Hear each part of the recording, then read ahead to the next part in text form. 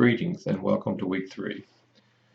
This week, our objectives are to explain ethics and corporate governance, describe the structure of the board of directors in the context of ethics, identify issues in the context of the CEO compensation and ethical reputation, describe the relationship between ethics and corporate compliance, describe the relationship between the corporate compliance systems and the global corruption, and describe the relationship between corporate governance and stakeholders. After you finish this chapter, you should be able to do all of those. So, let's start the lecture talking about ethics and the corporate governance. And if you'll look on, I think it's page 60 of your book, you can follow along. Corporate governance is defined as a system that is used by firms to control and direct their corporations and the operations of their representatives, the employees. This definition identifies both the broad and narrow focus of corporate governance. In its broad focus, it's broad in the sense that the firm has some freedom in its ability to design a control system in order to help guide the actions and behaviors of the employees. And it's narrow in the sense that there's flexibility in the type of control system that can be adopted. So it gives a little play. It can be tweaked here and there. The board of directors, when we look at them, we see that the role that they have is to be agents of those individuals who have invested capital in the firm. It's through this agency theory that the board of directors is required to look out for the best interests of the stockholders. The governance structure has evolved over time to include not just the interests of the stockholders, but the interests of the vested stockholders. The rationale for this focus is that if other stakeholders are not satisfied, it could be a negative impact on the financial performance of the firm, which really is a primary interest of stockholders. Furthermore, the board of directors is also responsible for communicating the actions of the firms, the establishment of ethical systems and codes of ethics, and the selection of the firm's external auditor. So they have a big role to play in the ethical governance of a company. But we know that they have a role to play in the ethics of the business or company. But what about their ethics and the structure? Well, in the chapter that you're studying, it highlights the ethical limitations of having board members which have a majority of inside board members. I meant to say having a board of members which have a majority of inside board members. By having a concentration of power in board members who have a direct relationship with the firm and the CEO, an inside dominant board is more likely not to challenge the status quo and is usually located in the low end of the involvement continuum. The underlying reason for lack of action involvement is that the power is concentrated with the CEO, who is usually also the chairman and who is also considered the superior of the board members. Tricky, huh? As a result, it would be a risky career move to disagree with the ideas presented by the CEO. So you can see where there's a little ethical issue there. The boss is giving ideas, and I don't want to have that impact what I'm doing or my job, so I'm going to agree with the boss. It's self-serving, isn't it? Okay, now let's look at the CEO. His ethics, his compensation. With the use of Kantian ethics, we can help justify the self-interest behavior of CEOs, which usually they are. Many of them are self-interest. Costco's CEO is probably one of the few who actually is not in it for just himself. He's in it for his employees and everyone else that is associated with, including the customers. But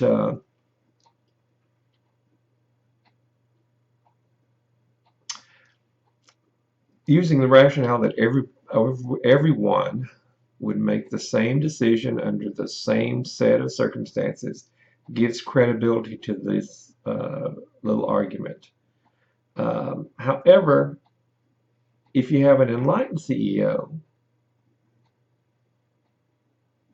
he views compensation from another perspective of the Kantian ethics. Instead of viewing justification for the compensation from the perspective that everyone will take advantage of the opportunity to generate high levels of compensation since they're given this opportunity. An enlightened CEO would use the Kantian ethics to claim, that he or she would refuse this high level of compensation because of the belief that anyone else in the same position would also refuse the high level of compensation.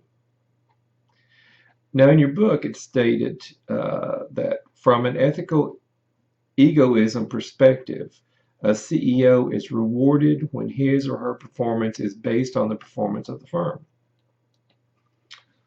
It's also shown in the Stanwyck and Stanwyck study that there is not always a link between the CEO compensation and the financial performance of the firm. As a result, it could be proposed that there is a disconnect between the reward system of the CEO and the goals and the objectives of the firm. Now, if the CEO is also the chairman of the board, he or she selects membership on the compensation committee. If membership on the compensation committee is composed of a majority of inside board members, the CEO has effectively stacked the deck in his or her favor.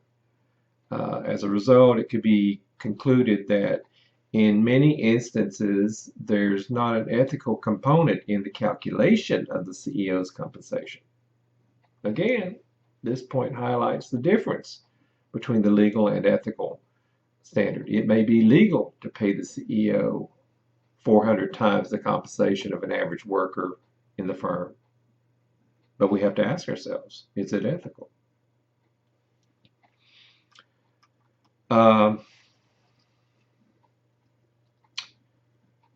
What about the ethics and corporate compliance? And you can look at that on page 73. As Deliot and Touche state in the beginning of the discussion, corporate compliance should be viewed as an opportunity and not just a burdensome cost of doing business. Corporate compliance moves beyond simply just ensuring that the firm's following all the government regulations to include the ability of the firms to reduce risk and revise their policies and procedures to be consistent with their ethical vision. The 5-step process highlighted on page 74 demonstrates how implementing an effective corporate compliance program can be or become in a linchpin for the firm's ability to effectively implement their ethical vision. Excuse me. For instance, step 1, risk and culture assessment.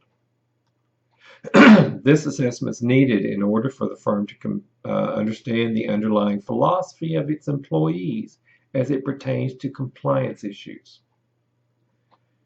It also helps tailor components and comprehensiveness of the compliance system.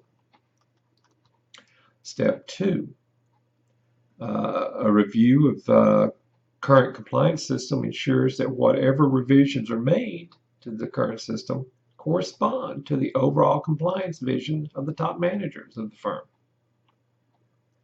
Step 3,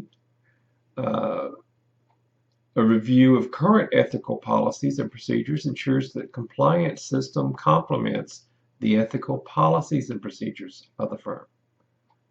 Within step 4, we review communication, training, and implementation processes for compliance system to make sure the compliance system ensures that the employees are well informed of their responsibilities as well as held accountable for their actions. And in step 5, self-assurance of the compliance system is based on the belief that the compliance system is not static and must be constantly reviewed in order to ensure consistency with the current vision of top-level managers within the firm. Makes a little sense. I mean, ongoing. It's not static. It's not the same. Things change, and as it changes, so must that. But what about corporate compliance systems and the global corruption? The Corruption Perceptions Index is developed by Transparency International. Transparency International is a global organization that examines the level of corruption around the world. Think of it, somebody that studies corruption. It's great. Transparency International has over 900 local chapters that monitor the level of corruption in different companies. And you can see the table for this, which is 4.6 on page 77. It highlights the Corruption Perceptions Index for 2006. It's interesting to note that Scandinavian countries are well represented at the top of the index, which represents the lowest level of corruption. In addition, while the United Kingdom and Canada are ranked 11th and 12th, the United States was ranked distant 20th. That says a lot for us, doesn't it? The United States does better on the ranking of the Bribe Payers Index, which is also created by Transparency International. In the BPI, which is what we'll call the Bribe Payers Index, rankings for 2006, the United States came in 9th and Canada came in 5th. The United Kingdom came in in 6th place. The question to ask yourself is whether you are surprised by the rankings, and if you are, can you explain them? You might have an explanation that says that the countries that are ranked near the top of both indexes have more comprehensive monitoring systems in place to track the activities of government officials. Do they? Or is it just the fact that they practice better ethics than we do? I mean, what do you think? What about the global corruption and the corporate compliance systems? The CPI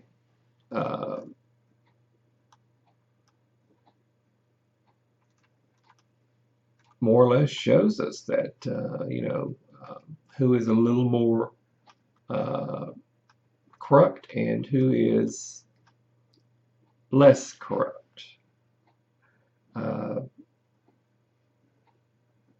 There are countries that work very hard on their image, saying that we're the best, and we find out that on the indexes they are the lowest, where it counts. What about corporate governance and the stakeholders? Well, if you look on page 79, you've got a figure, I think it's figure 4-2, that summarizes the relationship between stakeholders and corporate governance. The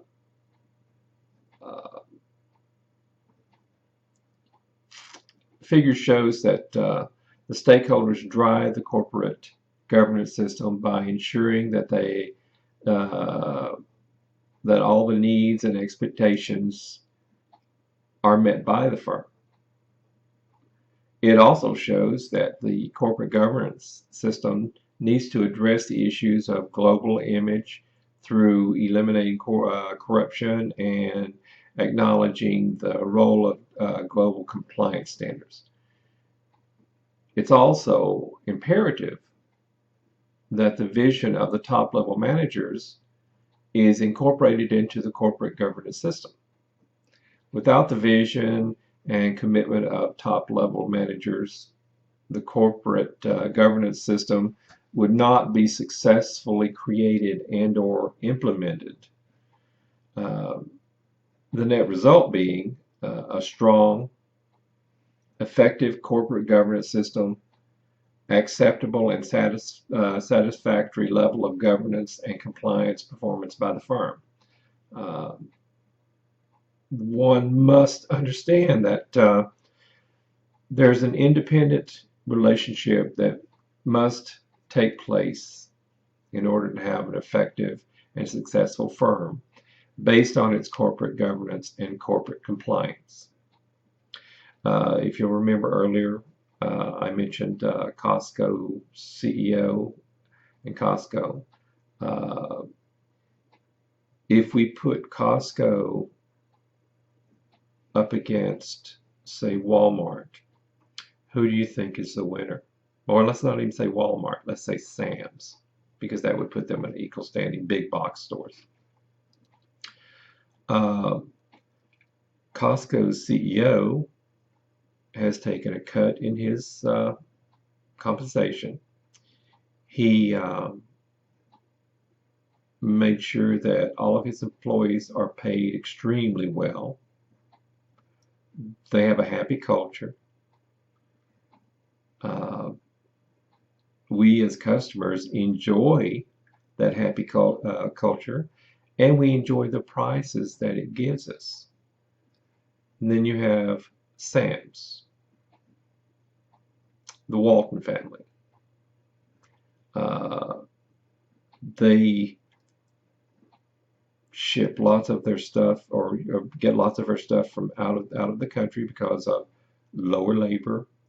They outsource a lot of their labor to places like India and China, where the cost is really low.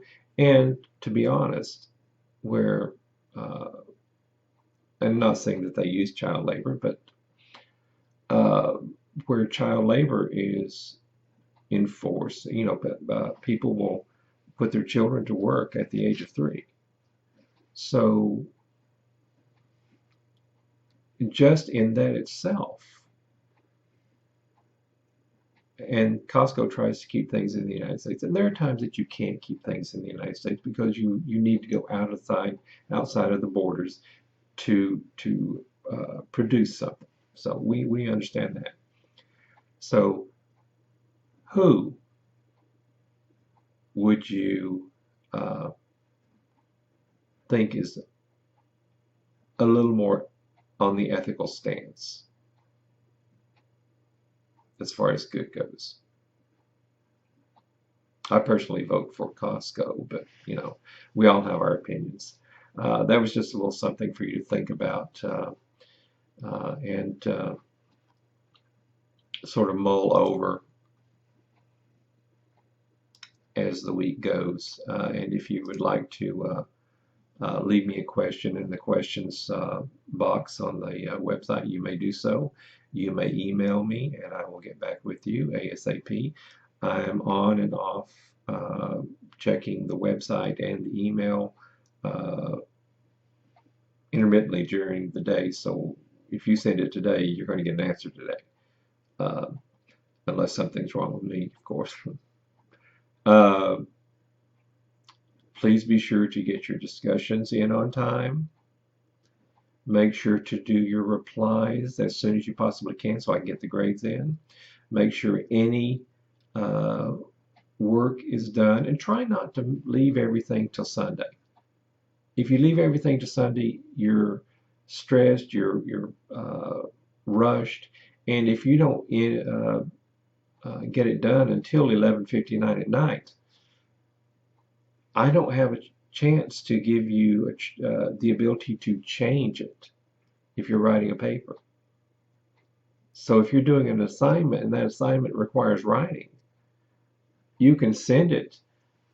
I can tell you what's wrong with it and ask you to correct it for full points. So keep that in mind. All right, guys, have a great day and enjoy your studies. Thank you.